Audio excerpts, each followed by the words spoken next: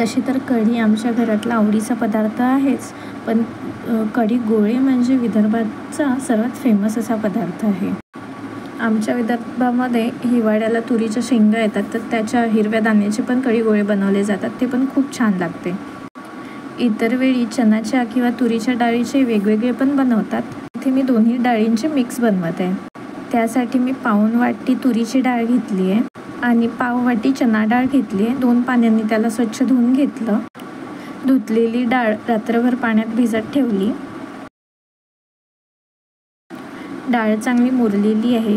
हिला 1-2 पाण्याने स्वच्छ पुन्हा धुवून घ्यायचं आहे. मुरलेली डाळ मिक्सरच्या भांड्यामध्ये घेतली. त्यामध्ये 3-4 मिरच्या, 5-6 लसणाच्या पाकळ्या आणि मीठ टाकलं आहे. सोबतच जिरं आणि त्यातच मी धने पावडर पण टाकून दिलं. याला जाडसर असं बारीक करून घेते. चिकन नाही बनवायचं आहे, थोडं रवाळच ठेवायचं आहे.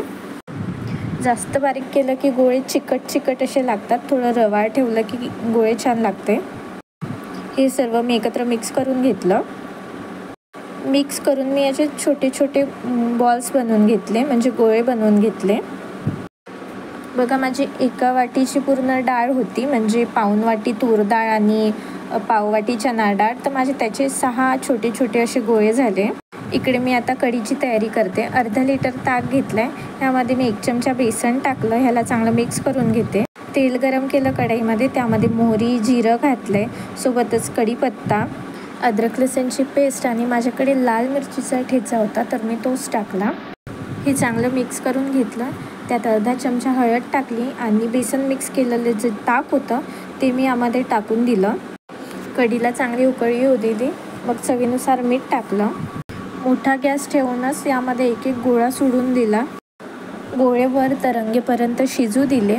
गोळे शिजले की वर तरंगायला लागतात. आता मस्त आपली कढी आणि गोळे चांगले शिजले आहे आणि कढी अशी दाटसर पण झाली आहे चांगली. हा व्हिडिओ मी सकाळी यांचा डबा बनवते तेव्हा शूट केला आहे, त्यामुळे खूप घाई झाली होती. कधी थोड्या क्लिप्स सुटल्या किंवा खूप घाईमध्ये टाईमलॅप्समध्ये पण शूट होऊन गेलं. तरी पण मी माझा प्रयत्न केला आहे बेस्ट देण्याचा. आता तुम्हाला व्हिडिओ कसा वाटते ते सांगा. जर आवडला असेल तर लाईक आणि कसा वाटला हे कमेंट करून सांगा. चॅनेलला सबस्क्राईब करून सपोर्ट करा. धन्यवाद.